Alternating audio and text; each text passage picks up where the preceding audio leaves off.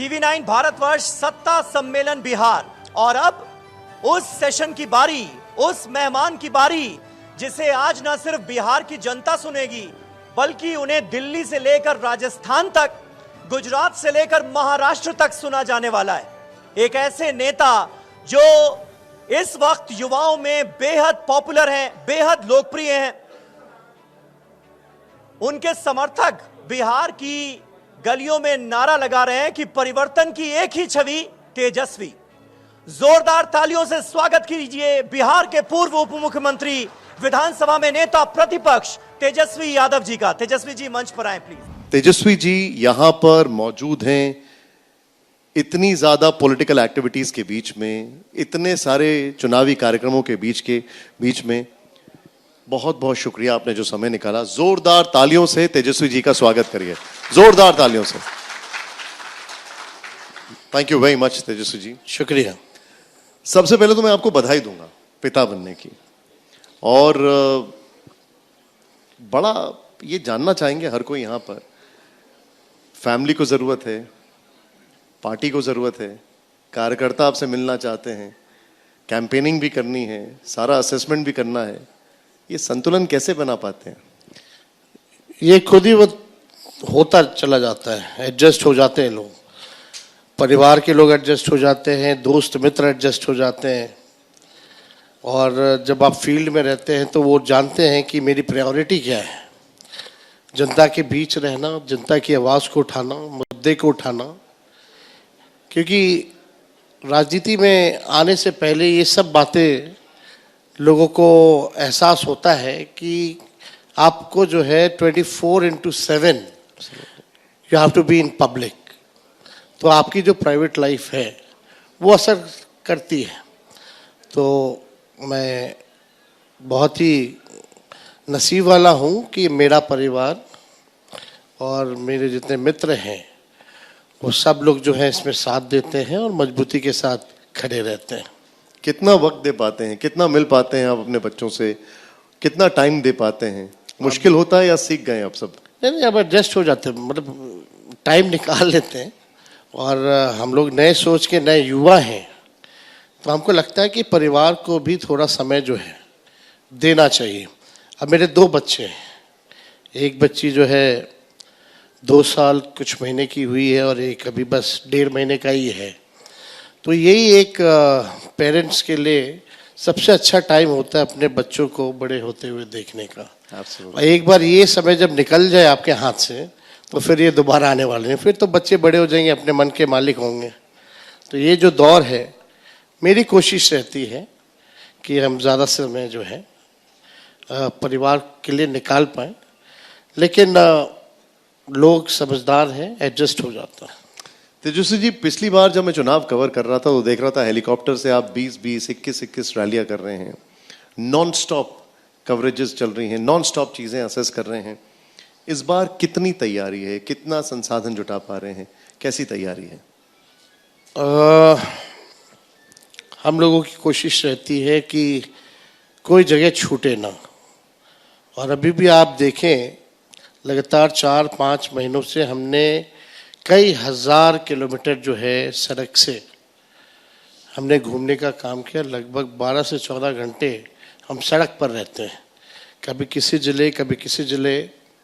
लगातार जो है पीड़ित परिवारों से मिलना, कहीं कोई हादसा हो जाए या अपने वर्करों से उस जिला में जाकर के मिलना, मीटिंग करना, कार्यक्रम करना, ये लगातार जो है चल रहा है।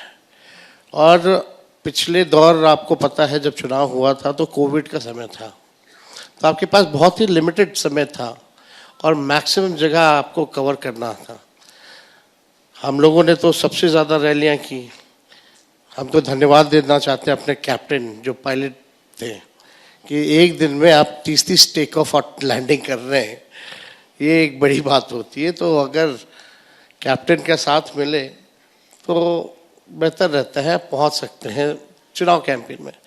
बाकी अगर हम लोग सारा दिन अगर जनता के बीच रहते हैं, जैसे घूम रहे हैं, तो लोगों का प्यार और साथ मिलता।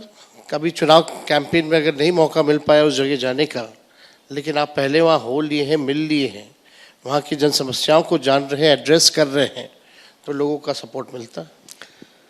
बिहार में आपके समर्थकों ने कई जगह पोस्टर लगाए हैं, परिवर्तन की छवि तेजस्वी।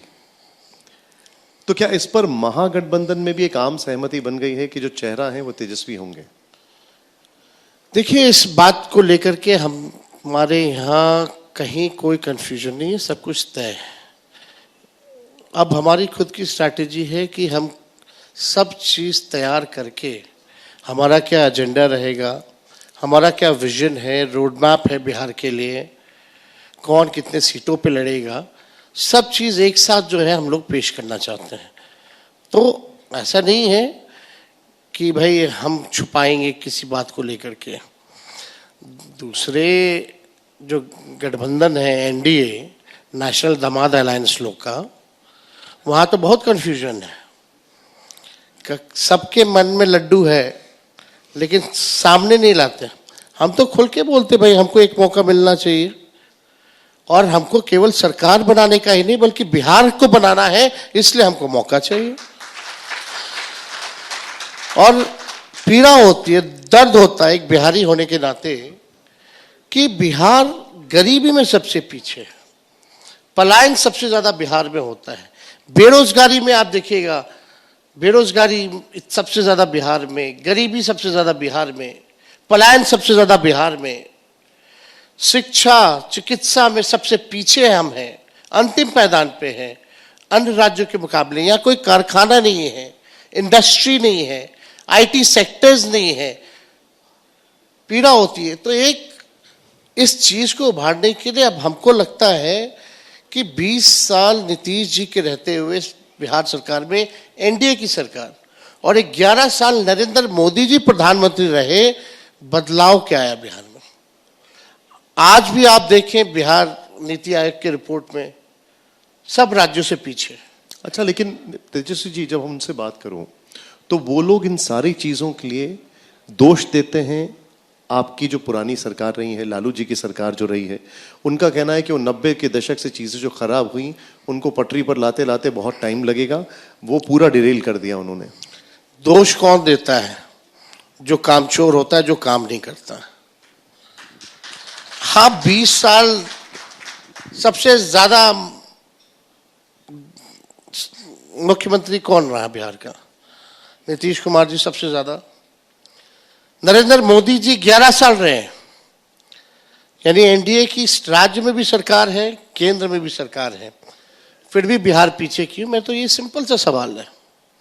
यही मोदी जी कहते थे यहाँ चीनी मिल जो है चंपारण का चालू करा के उस चीनी का चाय जो है वो पिएंगे। वी आर वेटिंग कि कब पिएंगे। अगर प्रधानमंत्री जी अगले बार आए तो हम तो कहना चाहते हैं आप 11 साल प्रधानमंत्री रह के एक चीनी मिल नहीं चालू कर पाए।